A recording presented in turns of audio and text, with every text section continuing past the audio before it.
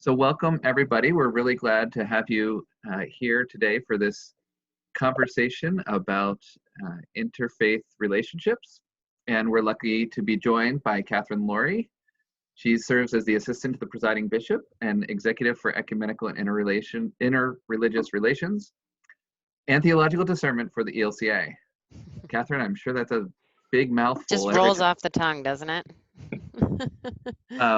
She oversees a staff of 7, which also includes the areas of racial justice and justice for women for the ELCA, and works alongside ecumenical and interreligious partners to deepen and expand upon our relationships, while also supporting the work of the presiding bishop, Elizabeth Eaton, who serves as the ELCA's chief ecumenical officer. Katherine was the president of the National Council of Churches from 2012 to 2013, the first Lutheran and youngest woman to be president. She's currently the co-chair of the executive committee of the Shoulder to Shoulder campaign, a US-based interreligious coalition to end anti-Muslim bigotry. She's the former assistant director of the Pluralism Project at Harvard University, and that's where she got her Master of Divinity from Harvard Divinity School. Katherine, great to have you.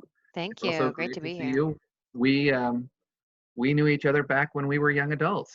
I know, when we were just babies. Oh, long ago. Do you want to start, or should I go ahead and introduce Carmelo and Kristin also now, or how would you? Yeah, why don't please go ahead and introduce them? That would be great.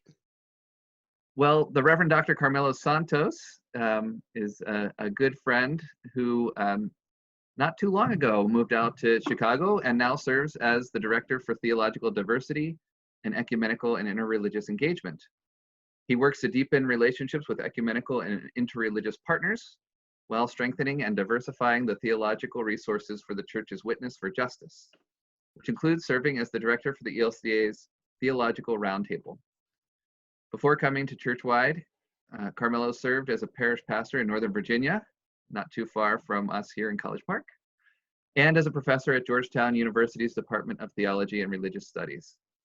Carmelo earned his PhD in religion and science from the Lutheran School of Theology at Chicago, and his areas of expertise include theological anthropology, pneumatology, Latinx and Latin American theology, Lutheran theology, and theological ethics. That's a lot. There were a lot of other. I wish I had one area of expertise. Yeah, right.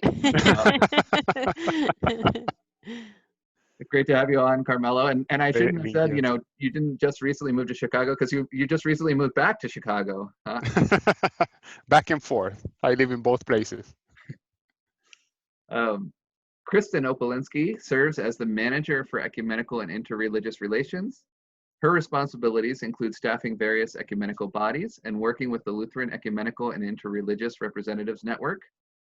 Do you call it LEARN? Is that how you would say the acronym? Okay. Which helps enrich ecumenical and interreligious communications for the ELCA and deepens opportunities for ecumenical and interreligious formation and leadership. She was the regional communications officer for the Lutheran Communion in Southern Africa from 2010 to 2014, and was the communications director for the Interfaith Action for Peace in Africa Network. She also served as a young adult in global mission. She currently serves as the North American advisor to the Sankey Gender Justice Organization in South Africa. She earned her Master of Arts in Religion from the Lutheran Theological Seminary in Philadelphia, with specializations in leadership, public leadership, and conflict transformation. Welcome, Kristin. We're lucky, I think, are you muted and you can't unmute yourself too? So there we go. Hi. Yeah, I muted myself as well. Yeah, I followed Carmelo's lead. But yes, good to be with you all. Yeah, and for our participants joining here, we have you muted and you can't unmute yourself. So we wanted to save any Zoom bombing possible, but that also means for our presenters, if they mute themselves, we're stuck.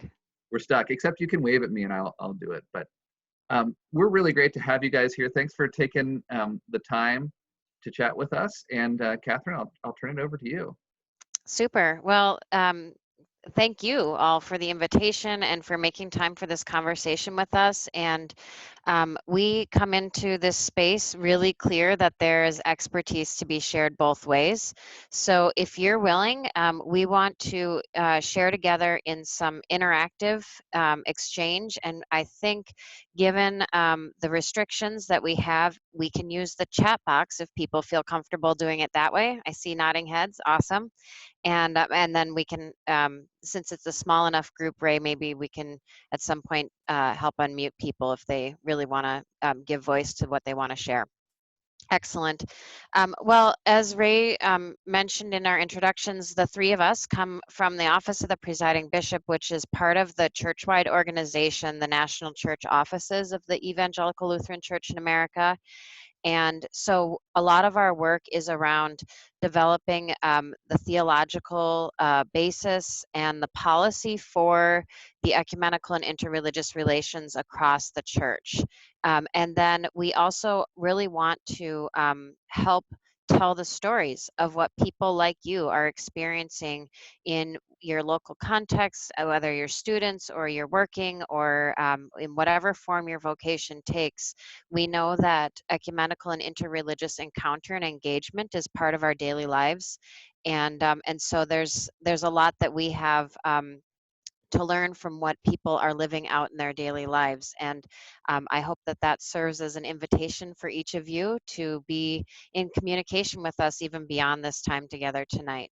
And we'll make sure that you know how to do that so we can hear from you and maybe even find ways to lift up your stories and voices. So I'm going to risk sharing my screen here. Let me make sure I've got the PowerPoint open. Okay, oops, but now if I share it, the question is, okay, you all see, go ahead and put the people over on the left-hand side. I'm not gonna put it in presentation mode because I'm afraid I'll screw it up for myself, but can you all see the cover slide there adequately? Okay, excellent. So to begin our conversation, oh, you know what? Oh, there. Okay. We would like to have an opportunity to hear a little bit, Ray, about who's on this call and what brings you all together into this conversation with us, and then we'll move further into our work together. Let's start there. Great, and I will actually unmute folks. And I should say Great. that I'm Ray Ranker. I'm the Lutheran campus pastor at the University of Maryland. Katie, do you want to share next? Yeah, my name is Katie Evans. I work with Pastor Ray at Lutheran Campus Ministry at the University of Maryland as the program assistant. I was a YAGM last year in Jerusalem in the West Bank, where I taught English. Awesome. And yeah, I'm excited to be with you all. Alicia. My name is Alicia Anderson. I'm campus minister at Penn State, so I'm Ray's colleague at Penn State in central Pennsylvania. Do you know Jonathan Brokop? I do know Jonathan Brokop. We were just working with him yesterday morning. Oh, yeah. There's a silly story, but I just dropped a spoon off at his house last week. So. Oh. Looking out for people in the quarantine. Love yeah. it. Janelle, are you there? Yeah, I'm here. I'm a mechanical engineering student at University of Maryland, and I thought this would just be a good thing to do while we're quarantined, and it sounds like I might learn a lot, so I'm excited to be here. Thanks, Janelle. And Janelle's from the Midwest. Yeah, Chicago. That's my homeland. Woo woo! Jesse. Yeah, hi, I'm Jessie. I served as a YAGM last year in Serbia, and right now I am the J3 in Tokyo, Japan. So good morning, Japan. Yeah, no kidding. Wow. Do you know Erin Ryan? Yeah. She's an alum of Maryland and a good friend. We actually overlap in school. So. She's great. And JT. Yeah, I'm JT. I'm a PhD student in math at the University of Maryland. And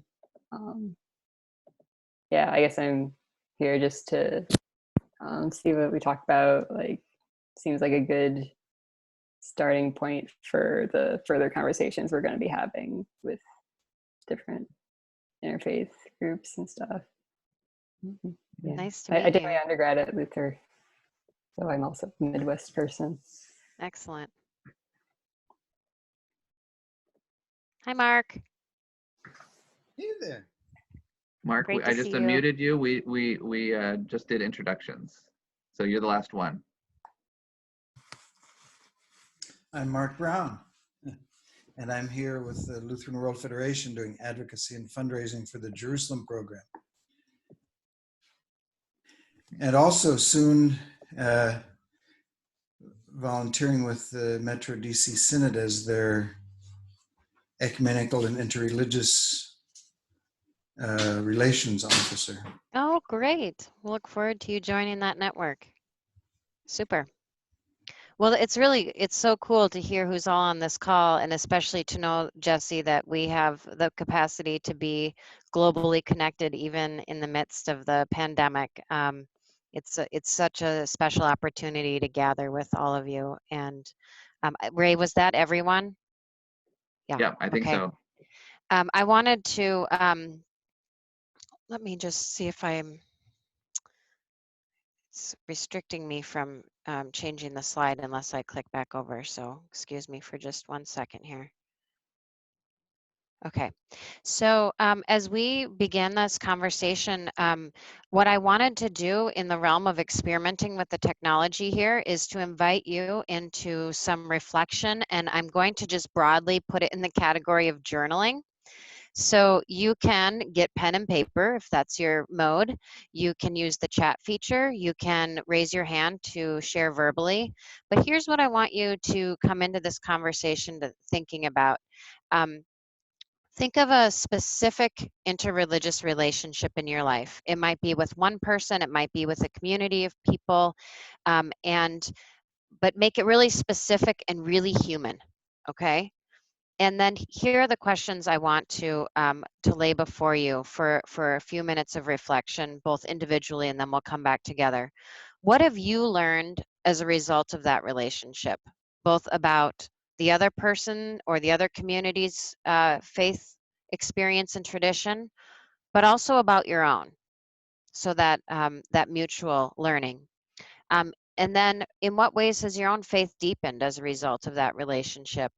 And then thirdly, what is one practice, text, or perspective that you envy that that person or community partakes in? Are all of you familiar with someone of blessed memory named Krister Stendahl? He was a Lutheran theologian, and he served as bishop in Sweden for many years. And he really coined this term holy envy. Interestingly, it was in the context of a press conference about the church's relationship with Mormons in Sweden. And he laid 3 ground rules out on the press conference. He said, first of all, don't compare your best with their worst when you're doing relational work. Second of all, when you're trying to understand another religion or tradition, make sure that you ask its adherents and not its opponents. And then thirdly, make sure that you leave room for holy envy, that there are elements that you may admire in another tradition or practice and that you wish could be better reflected in your own.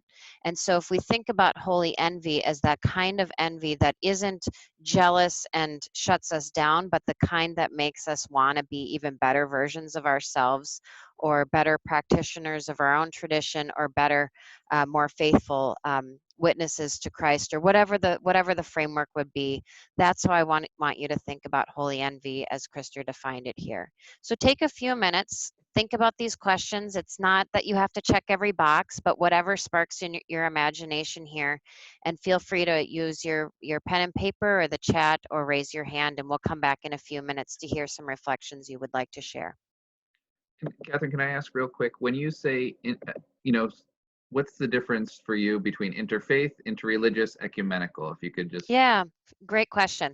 So by ecumenical, we're referring to relationships that are between and among churches, Christian churches specifically. So I think that that's, a pretty clear category.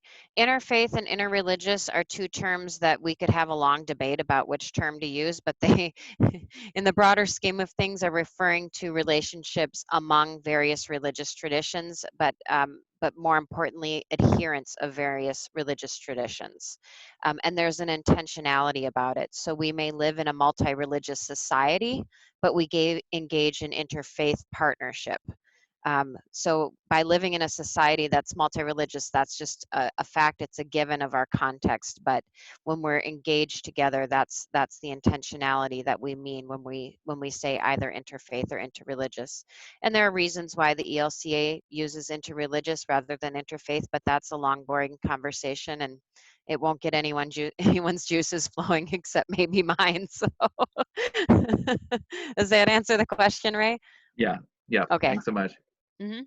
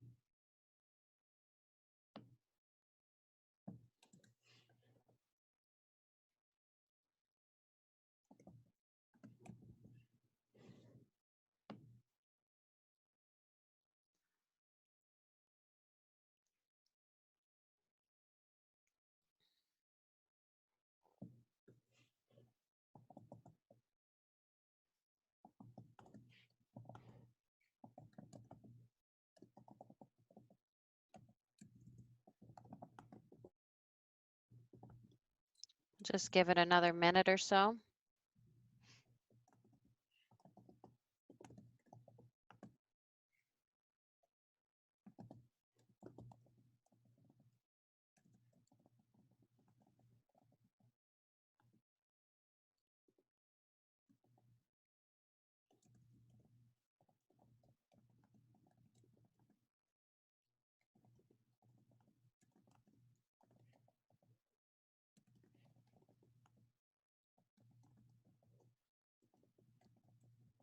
All right. Would anyone care to share some of their reflections?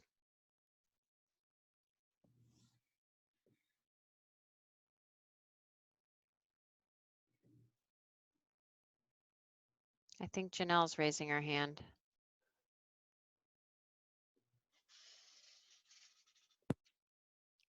Hi. So when I was in high school, I was in a 3-year-long relationship with a guy in the marching band who was also Hindi. And that was a very interesting relationship because there was also like a lot of cultural things that were going on in the relationship. Like for the entire relationship, his parents never knew we were dating because he was supposed to have an arranged marriage when he was older. So getting to prom and all that stuff was a fun adventure because we did that. But he wasn't very deep into his relationship, and actually near the end of our relationship, he started to consider converting to Christianity.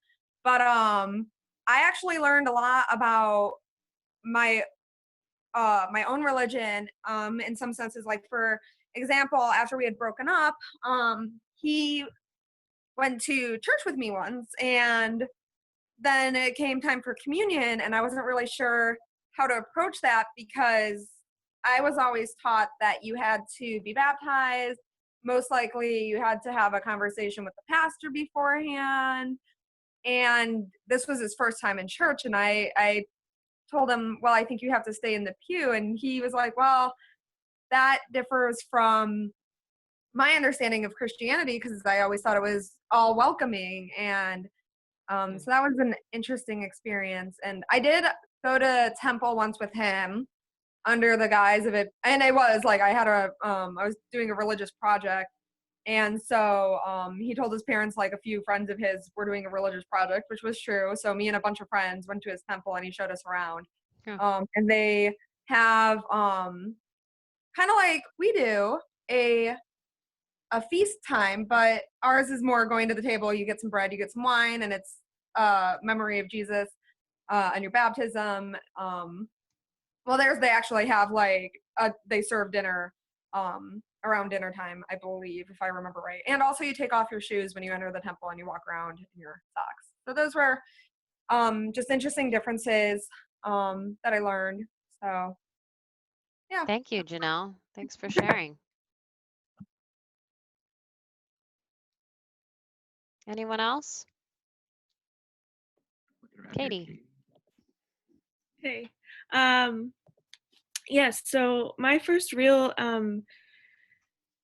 introduction into interreligious relationship was when I came to the University of Maryland, because I come from a very, very, very small town in central Illinois, and so there wasn't much diversity at all. And part of being part of campus ministry at the University of Maryland, we did a interfaith cohort with 3 Christian students, 3 Muslim students, and 3 Jewish students.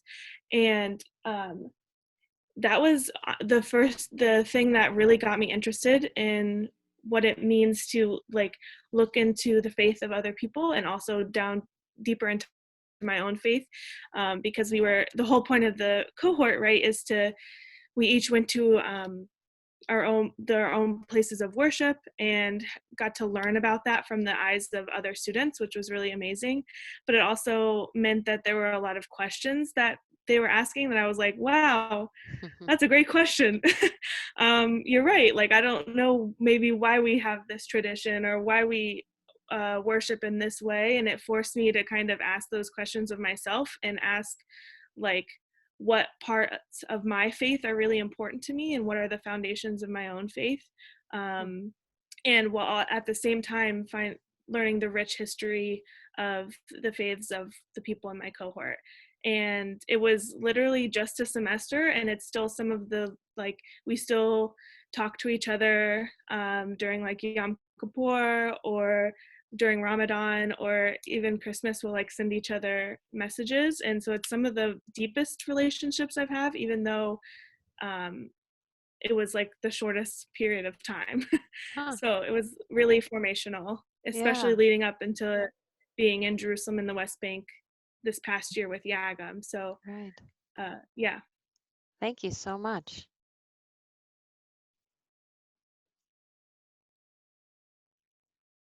Anyone else want to share? Jesse, see your hand raised. So I was thinking of, I have a friend here who is a kind of believer of Shinto religion, which is the Japanese kind of native religion. And going to shrines and things with him is really interesting because it shows me sometimes that we're all more similar than different. There are certain aspects to going to a shrine that really remind me of when you enter a church building, like you're supposed to, or, you know, in Catholicism, you like dip your hand in the holy water and do the sign of the cross. And in Shintoism, when you go to a shrine, you're supposed to wash your hands in like a ritualistic manner. So that kind of like started drawing connections for me more. And then for the holy envy bit, I have holy envy for Shintoism in the way that they really respect nature. So like all the different shrines or even small shrines have trees next to them. And there's a much larger respect, in my opinion, for nature and preserving that aspect when it comes to religion, which is like a first for me to see. So it was cool. Wonderful.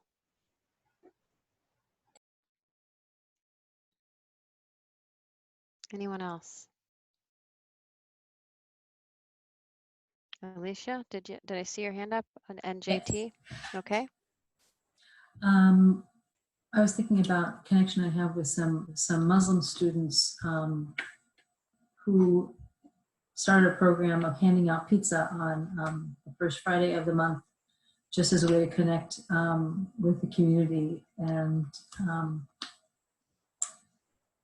help build connections across interreligious lines. And some colleagues and I have begun to help support that. But one of the things that's been interesting is that the project started out just handing out pizza, and the intentionality that some of the later leaders had about, well, we want to educate people. So they came up with these tiny little handouts that had so many words on them. I was impressed with how much they wanted to say, but they wanted to not have big pieces of paper. So but the passion with which they wanted to try to communicate to folks in a moment about who they were and what it is to be a follower of Islam was really very powerful. And I think the holy envy for me, at least as we're on the verge of Ramadan, is the sense of community in the faith community.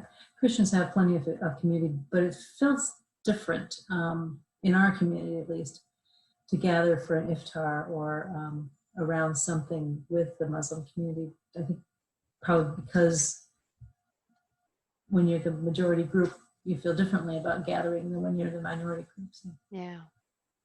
Thank you. Thank you. JT, would you like to share?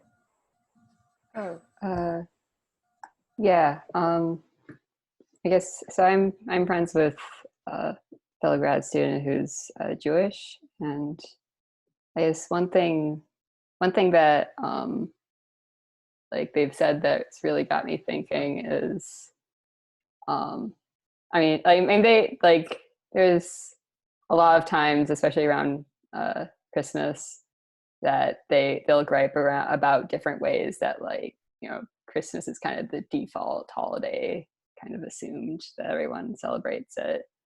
But like in particular, like they like we had a conversation about like Christmas concerts and like, but they include, like, you know, one of the like two Hanukkah songs, like for you know, inclusivity or whatever. Right. But like kind of just pointing out that like that's not like including like that's not so much like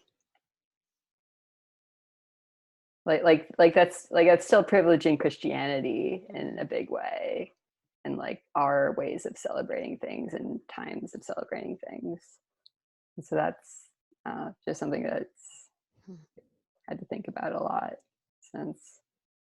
And yeah, definitely a place of holy envy is just the way that like questioning and discussing like religious beliefs and practices and so forth seems to be much more like ingrained in their religion. Thank you. Well, I'm really grateful that we've taken some time to hear the collective wisdom, because so much of what's already been shared helps us to see all of the dimensions of interreligious relations, and how both personal and communal they are, and at the same time help us to think about how we can engage within our communities and with other communities as well. So thank you for your vulnerability and sharing some of your own stories and experiences. So why did we spend so much time doing that? Well, because relations are ultimately at the very heart of ELCA interreligious relations.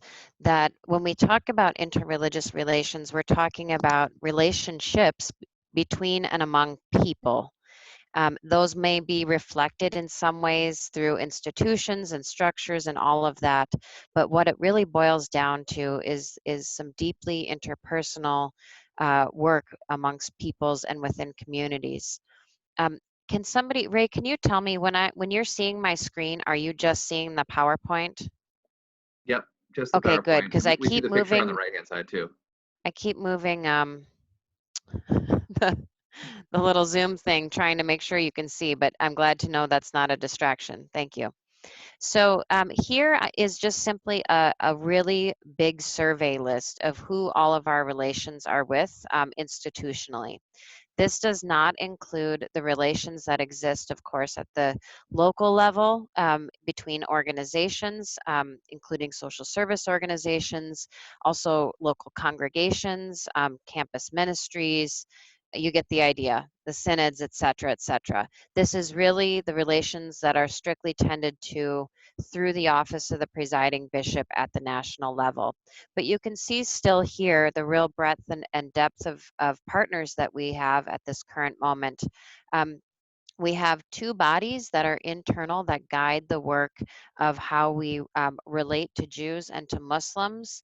These are the consultative panels on the front end of the list, and they've been active, as I mentioned to Alicia, even in the last few days in meetings, but also in publishing a statement. The Lutheran Jewish Consultative Panel published a statement today, a letter of solidarity with Jewish partners who had shared their solidarity with Asian Americans in light of the impact that they've experienced in COVID-19 of racial discrimination, bigotry, and violence. Then we have the ELCA's Interreligious Task Force, which has now concluded its work. That's the body of Lutherans that developed the Interreligious Policy Statement that's now functioning fully. It was adopted last summer, but those people continue to be active in trying to move forward with the implementation of that policy. We have a partnership with the Union of Reformed Judaism and its Religious Action Center, which is kind of its advocacy office in Washington, D.C. We have a partnership with the Islamic Society of North America. The Shoulder to Shoulder campaign we'll talk more about later, but that is an interreligious campaign that was developed exactly a decade ago to combat anti-Muslim bigotry and violence. We have a number of threads of international interreligious relations that are cared for by the Office of the Presiding Bishop, and those are related to but distinct from the interreligious relations that happen through ELCA's global missions, which many of you who are former YAGM or current YAGM have a clear sense of as well. Then we have a number of national interreligious dialogues in which we participate. The co-convener of those is on our side, on the Christian side, the National Council of Churches, and there are now 5 dialogue tables with Jews and Muslims, but now Hindus, Buddhists, and Sikhs as well. And we are partaking in all of those dialogues. We have a number of pieces through the World Council of Churches and the Lutheran World Federation that we engage in. The Council for a Parliament of the World's Religions, you may have heard of that. They, in recent years, have hosted a parliament, a major parliament event that draws people from around the world to engage in interreligious dialogue and sharing. The most recent one was in Toronto 2 years ago. And then Religions for Peace, both the international body and the USA chapter, which brings together, it's exactly what it sounds like, religions to work on areas of cooperation related to peace and justice. Most recently, they've looked at immigration and climate justice, which may be of interest to you, Jesse, given what you shared. And then you may have heard of the Interfaith Youth Corps, which is based here in Chicago, but that works with a number of higher ed institutions, perhaps including some of yours. I confess I'm a little bit ignorant about that. They also work in partnership with a lot of the ELCA colleges and universities to establish and develop interfaith competencies, both within student groups and across the curricula. And then lastly, some of our work with the UN partners and related specifically to the Middle East, including the Neely group mentioned here at the bottom of the list and some other efforts as well. So that's the survey. So when we're thinking from our office about who are those relations with, if we were going to try and answer those 3 questions you reflected on, those would be the people that are represented by these names of bodies that we would be thinking of, but really thinking about the people as well. and so on. As I mentioned last summer, the ELCA adopted, its assembly adopted a new interreligious policy statement. And Ray, if you don't mind popping that URL back into the chat for people who joined later, you can access the document in English and in Spanish at that website. And there are some other resources that might be helpful for you if you want to take a deeper dive into it. The interreligious policy statement now is part of a corpus of 3 interreligious documents, and they are, the first is focused on ecumenism, and that was adopted in 1991. It actually called for the interreligious document, which came only about 26 years later. So in the grand scheme of church history, that's pretty lickety split. And then in between, in 1994, the ELCA adopted a declaration to the Jewish community that repudiated Luther's anti-Judaic writings and sermons and reached out in relationship to the Jewish community. Last year was the 25th anniversary of that document, and currently a 4th declaration is in development, one to the Muslim community. And so Alicia, when we were meeting with Jonathan and others yesterday, that is the Lutheran Muslim Consultative Panel that is undertaking the work toward the development of a declaration to the Muslim community. So stay tuned. We'll have to get a bigger slide to fit that 4th declaration on there. This is the task force, if anyone's interested, of who were the authors of that developed the interreligious policy statement, chaired by Bishop Patricia Lull from the St. Paul Area Synod. A lot of scholars from across the church, many of you may know, professors, activists, people from various institutions, but also deeply connected with the Interfaith Youth Corps and so on. And people representing different bodies across the ELCA as well, including the ethnic specific associations and so on, and our Vice President, William Horn. So a remarkable group of people. What was interesting about the process was that our presiding bishop was about as engaged as anyone else, which is unusual, but I think was an expression of her commitment to this area of our work.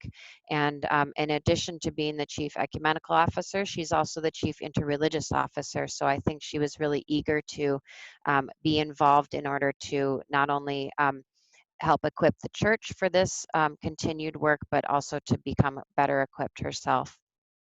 So there are really, if we think about how the ELCA's interreligious relations are grounded, I want you to think of a tripod. So here's the first leg, that we would develop relations or relationships. And this leg of the tripod comes out of the ELCA Constitution. You can see the language there on the screen, that we would develop relations with communities of other faiths for dialogue and common action. So then if we think about then the 2 other legs, in addition to developing relations, that these 2 other legs become the seeking mutual understanding or dialogue and the cooperation. So we have relations, dialogue, and cooperation as the 3 legs of this tripod that undergird ELCA's interreligious relations. The seeking mutual understanding and cooperation, you can see this is the firm language directly out of the new interreligious policy statement, and that they really go hand in hand. You can't do one without the other. And so if I refer back to some of the stories you shared, many of you gave specific examples of how you learned something about the other person's religious tradition, but then also what that helped you to reflect on and learn from within your own tradition or your own experience. And that then you can think on the basis of that, how together you can work to advance peace and justice and so on. And I am a strong proponent that we are able to move that needle further toward the common good when we have a really deep understanding of what motivates our interreligious partners theologically, sociologically, and so on. And that's also a beautiful process of learning together, working together, learning together, working together, and that those things continue to go hand in hand. Let me just pause there, see if there are any questions before I move on. Are you all with me? Just nod your heads or like, well, kind of, I don't know, it's getting late. And I will All add right. that, Katie, do you want to put in the thing there? If folks do have questions, you can put them either straight into the chat box, or there's another way to do that too. So Awesome. Thank you. All right, I'm going to continue moving. So here is a beautiful outline of the document itself. And I'm not going to dig deep into what's included in any of these sections except one. But all of this is to say that the document really seeks to provide a firm theological basis and at the same time the practical policy. And in really shorthand, what it does is with the theological side of the document, it answers the why. And with the policy side of the document, it answers the questions how. And it tries as best we could to take a few things into consideration, understanding that the primary audience for the document was the ELCA and its members and ministries, but also that a really important primary audience is our interreligious partners. So the document is trying to help us both understand our own theological self-understanding and commitments, but it's also helping our partners come to better know us and to better understand the logic and the theology that undergird our commitments. So the document, there's a lot of history at the front end too. There's details about how this is not new work for the ELCA or its predecessor bodies or the Lutheran World Federation, but really a whole bunch of streams that come together, and that in a very particular moment in our context here in the United States where the ELCA is, that we can really find ourselves in an urgency to articulate both why we believe what we do about interreligious relations and how we will engage across a variety of contexts. Like any document, it's not perfect, but I think it was a pretty bold and strong effort, and I'll really be encouraged to receive any feedback that you want to share about the document itself after you have a chance to look at it more closely. But I do want to dig in a little bit with you into the policy section. So that's the how. And in the very center of the document, there's a section, you can see it on the rainbow outline, that's labeled commitments. And that's because the afterword, by the way, is really long. So it is really almost at the middle of the document. If you're scrolling through on your PDF copy that you've downloaded from the website, you can see, I think it's pages 12 and 13. Just a good guess off the top of my head. And there you find 12 commitments. We wanted to figure out, how we could articulate without suggesting that we could see into the specifics of every context and every set of relations. How can you give some really broad-based commitments that would guide our collective work together as the ELCA, and also, quite frankly, leave some wiggle room from what we can't see right now, because we know how rapidly our interreligious landscape is changing and how much people like you who are immersed in interreligious contexts and communities are bringing new ideas into the space that may need to alter how we think about this as church and how we engage. So anyway, 12 seemed like a good solid apostolic number of commitments, and so we went with it. Various drafts had different numbers. Some of the drafts had so many commitments, it was just, we couldn't see straight. So I think we landed in a good place, and what I want to do now is to invite you to take a deeper dive with me for just a couple of minutes into 4 of the commitments, and I'm just going to give you a taste of what these are like. So here's commitment number 4, that we will seek to understand the religions of the world with our partners to enhance mutual understanding and to identify the misuse of any religion to justify oppression, violence, genocide, or terrorism. So underneath that, here's how the slides are set up. Underneath that is an example. So an example of our dialogue, seeking mutual understanding, is those 5 NCC national dialogues I shared with you. Just last week, I was on the dialogues with the Buddhists and the Hindus that convened by Zoom. And they were remarkable experiences, and I want to share one really beautiful gem that one of our Hindu partners offered. Their youth had met, and they were reflecting on this pandemic and what this has meant, and they said, we don't want to get back to a new normal, we want to get back to better. And I thought that was just such a brilliant way to think about this reality.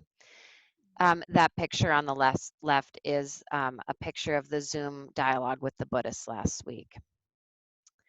And another commitment, number 6 here, is about exploring and encouraging interreligious friendship, accompaniment, and partnership with all who seek justice, peace, and human wholeness, and the well-being of creation. So a great example of this, as I mentioned just a few minutes ago, Jesse, is Religions for Peace, where we're actively working with interreligious partners on care of creation and creation justice issues. And there is a picture of the Interfaith Solidarity Prayer Service that was convened globally by Religions for Peace 2 weeks ago. Everything just is a screenshot of Zoom calls these days, right? Commitment number 10 is focused on defending human rights and opposing all forms of religious bigotry, violence, discrimination, and persecution, and standing in solidarity with our partners who experience them. And a great example of this is the Shoulder to Shoulder campaign I mentioned earlier, which is an interfaith coalition to address anti-Muslim bigotry. We are working with them in partnership on a new virtual program, and Kristin, I'm going to punt it over to you to share a little bit about that.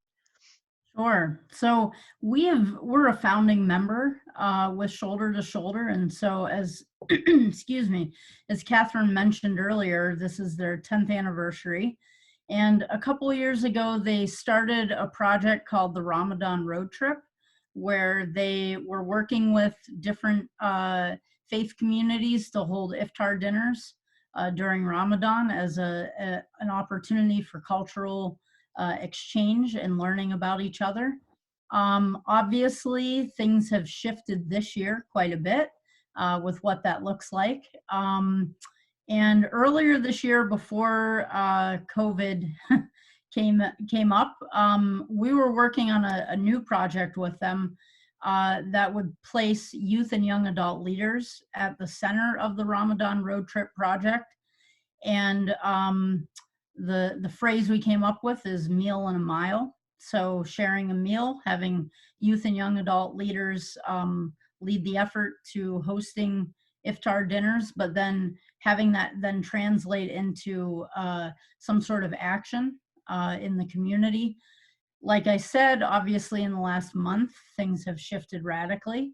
And so Shoulder to Shoulder has worked on shifting everything to virtual gatherings. And so the Welcome to My Table initiative is that response to how do we gather, how do we share that and experience that exchange, even when we are dislocated from each other. And so I encourage you to check out their website and check out the Welcome to My Table initiative. And we are working with them to continue to put this idea with youth leadership together for this year for a few gatherings virtually. And so, yeah. So I think the website is shouldertoshouldercampaign.org, and you can, from anywhere, including Japan, you can participate in those Welcome to My Table events.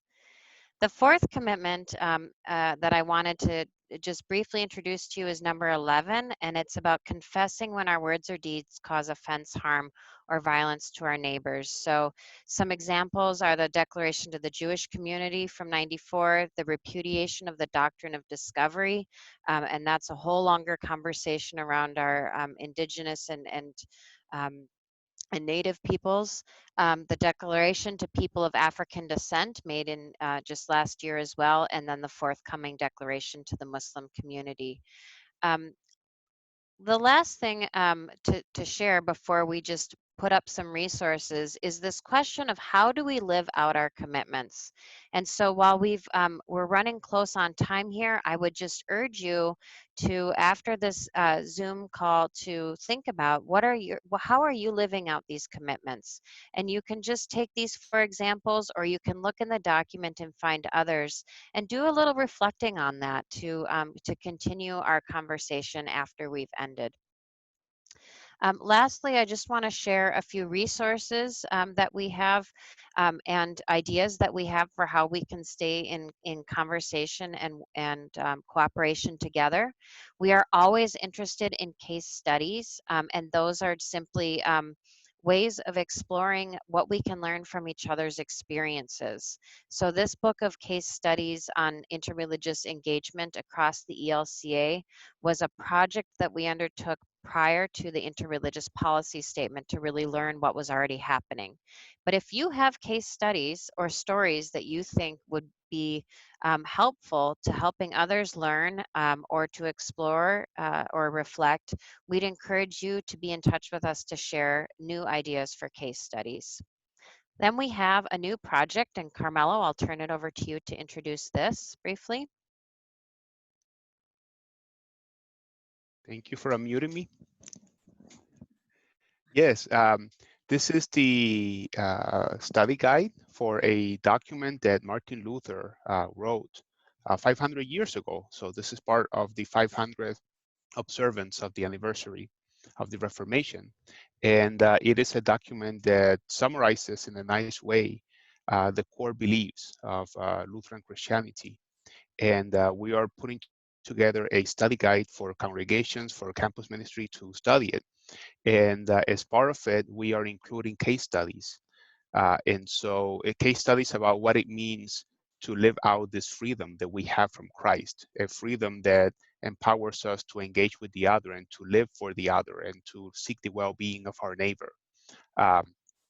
We are seeking writers, artists, poets that would like to reflect on this document and what the meaning of this freedom is for them in their personal lives. And so if you're interested either in reading the document or in contributing a piece for the document, you can go to the website. I don't know if it's on there. It's there, okay. Yeah, elca500.org. Yes. Now we sound like a commercial, but it's all a good commercial. Yes, and of course, having a solid understanding of ourselves makes it more likely that we will be able to engage with the others in an open way and with curiosity. Thank you, Carmelo. So lastly, these are two web pages that we would urge you to visit in your time.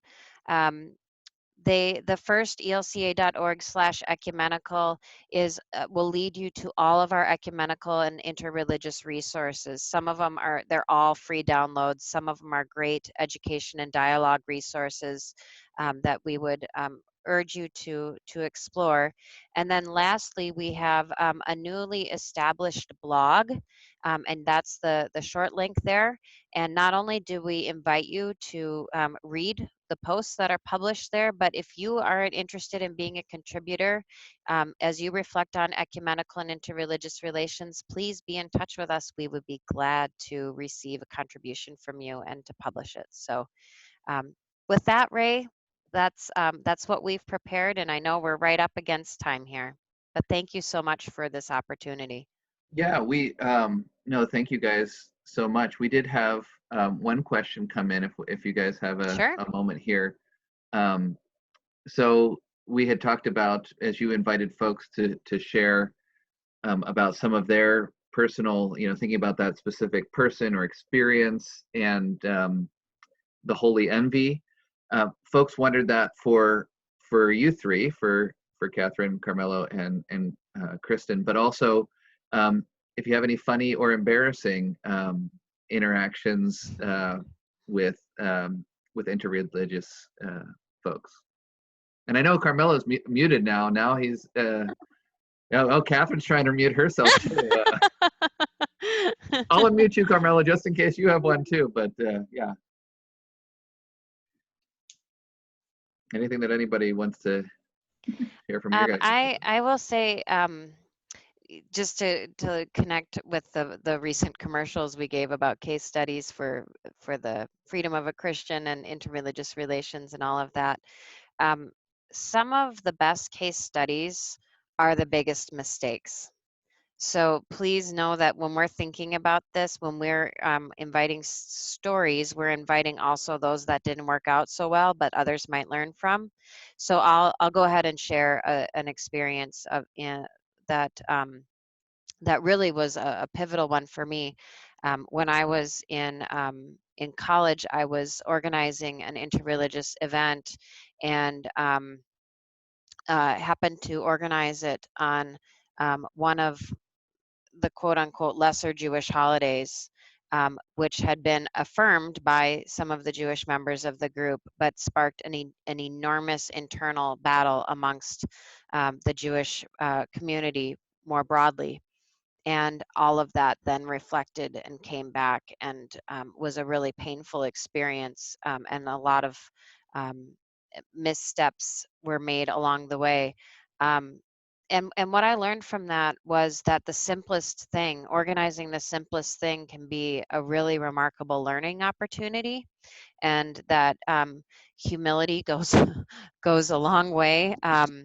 And also it helped me to think about what are those things that are either really tender for me about my own faith or my own practice, and where would I feel really hurt, or misunderstood or misrepresented if missteps were made. And so I just share that as one experience that has been really formative for me. My holy envy comes from my work as a pastor with a coalition called Voice, Virginians Engaged for Interreligious. I forgot now. In any case, it's an interreligious coalition working for justice. And there's a significant Muslim group that is part of that team. And it is always inspiring to see how seriously they take the, well, first of all, the prayer practices. So we have been in really important meetings, and there's a really important conversation going on, and they would just stop and go and do the prayers and then come back and continue. And also how it infuses their daily lives. My embarrassing moment was when I was an intern working as a pastor with a mostly Mexican community in Chicago. And it was Good Friday, and we had several services, and we were starving. So we went, my friend and I, and we got some taquitos, carnitas taquitos, meat taquitos, and we're eating, and my friend tells me, I think we should leave. And I say, why? He said, look at how they're looking at us. And then I realized we were all dressed like priests, like with our black clerical shirts and in the Catholic tradition, it's forbidden to eat meat on Good Friday, and so that was embarrassing. There were the priests eating meat when they were not allowing the other people to do so. So we left. Did you take your meat to go? I think I finished it and then left. My embarrassing story is also from college, my college days. I went to Augsburg University in Minneapolis, and as a freshman, they have a program during your first semester where it's a semester in the city program. So you connect with the local community in some way. And for me, I worked at a creche, nursery, and within the Somali community in and around the Augsburg University campus. And I got to work with this woman named Fatima, who got to know her really well, who was Muslim, and was really the first Muslim that I became friends with. And I'll never forget sticking my foot in my mouth, and we all do, right? And I remember what I wanted to ask her was, I was so interested in her prayer practice, as you brought up, Carmelo, how many, the 5 times a day prayer practice. But it came out with me asking her, why do you pray so much? And her response to me was, well, why do you pray so little? And that really stuck with me. But and I guess a holy envy, as I've gotten to be really good friends with a lot of Muslims, is that really rich prayer practice. And I interned when I was in seminary with Peace Islands Institute, which is a Turkish Hizmet peace building think tank based in New York and Philly, and just also being exposed to their work and how important prayer was as a part of all of their work day in and day out. So thanks for those stories. I think my embarrassing stories all were at bar and bat mitzvahs, but at the dances, but that had more to do with being a middle schooler and how those go. But we had another question here, kind of talking about like interfaith dialogue, and sometimes it seems like maybe there's kind of I don't know, you would say like, let's find the thing or things that we share in common and really kind of focus on that. And then there's others where maybe it's focused on some of the differences. And how do you, if you could talk a little bit about what that's like, and how to be in spaces where it's actually okay and good to be different and to be open about that and share that, and not just try to find always the common places. Yeah, I think that this is such an important question, because if we really, as you said, focus solely on the commonalities, we miss so much of the richness. And I think that's, for us, those of us who are Lutheran, that both and that we can hold in tension our desire to be in relationship and our capacity to not need to be in the same place on everything, and so on. But I think that that's exactly why we have utilized the language of seeking mutual understanding. That it isn't about seeking a common mind or seeking common ground. A lot of interreligious curricula and programs use the language of common ground. And I think we're less interested in making sure that everybody's in the same place than we are of understanding where we're at and why we're there. And what that means both theologically or perhaps on social or political issues, or somewhere in between. And that's once there's a level of trust established, that enables us to move even deeper into areas of potential conflict, not only the disagreements, but to move into areas of potential conflict, and to do so from a place of relational love and care for one another.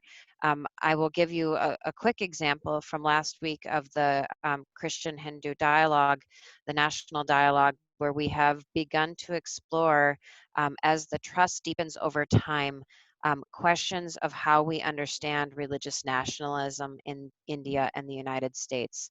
And this is a really charged issue, and it means different things to different people at the table, and we are being very careful to take the time to ensure that the relationships are strong before we venture into those questions. So I'm not sure.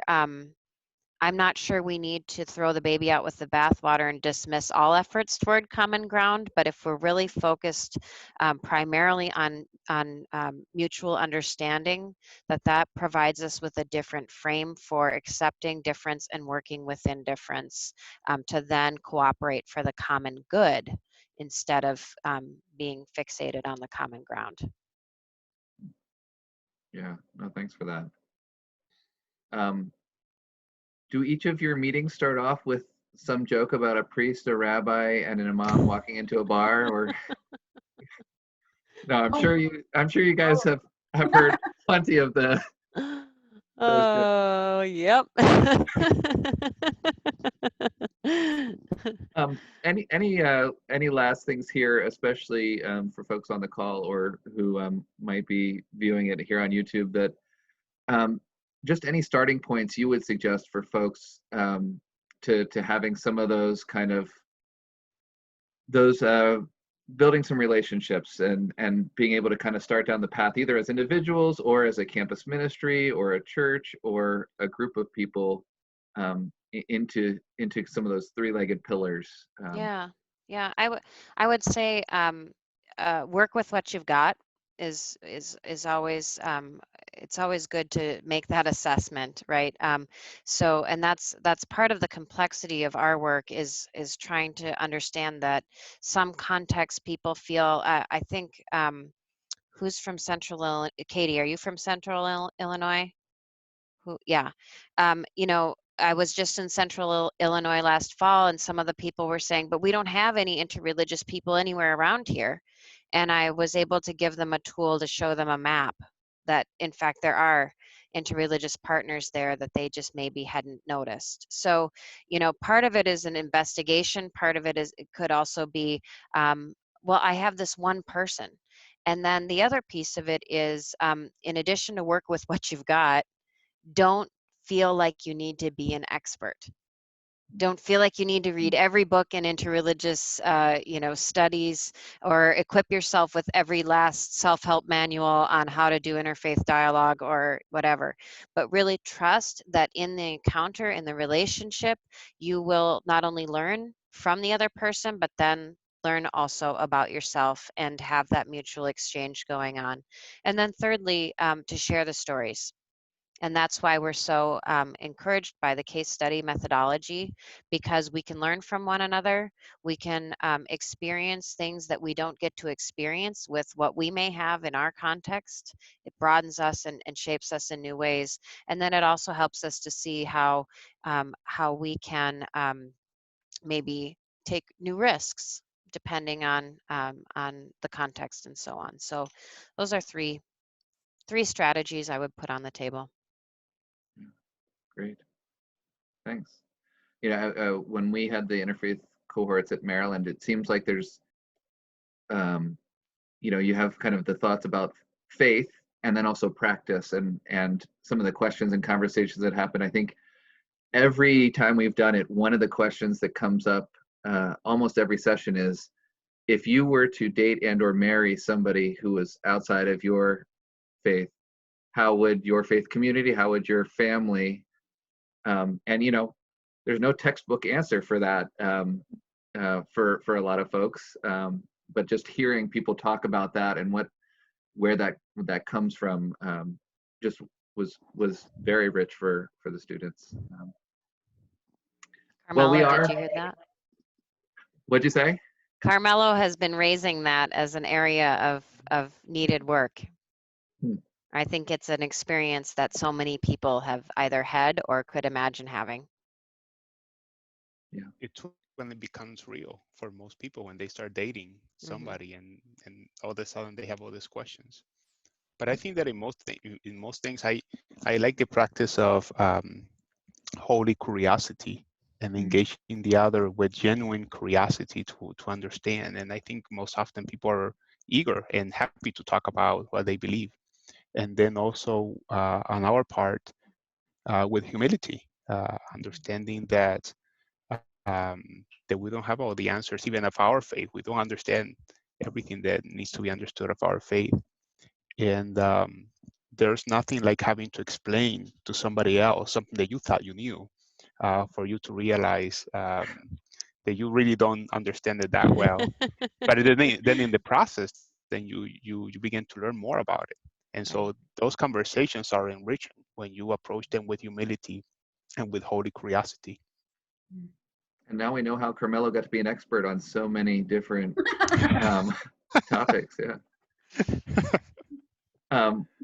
Well, thanks again. I want to put a plug out there for folks on the call and who will be watching that we're actually going to start. This is the kickoff of a series where we wanted this to be a chance to come from the ELCA perspective, an ELCA Lutheran perspective of how we enter into interreligious dialogue. And next week, we're going to be hearing from Nisa Muhammad. She's the Muslim chaplain at Howard University, and she's going to give us a kind of a Islam 101, an introduction to Islam. The following week, we'll hear from Rabbi Nancy Kramer, and she'll share about Judaism. And then we're going to keep having some of these different conversations. It'll be same time, it'll be the same link, the same password every week, and we'll even have a chance to even dig deeper. So maybe you already know a bit about Judaism or Islam or Hinduism, but then we'll have kind of a second session too to kind of dig a little deeper. So you're all invited to that next Tuesday, the 28th of April. Awesome. Well, thanks again, and Thank you for all. having us. really Thank you. appreciate taking the time. Bye, everyone. Take care.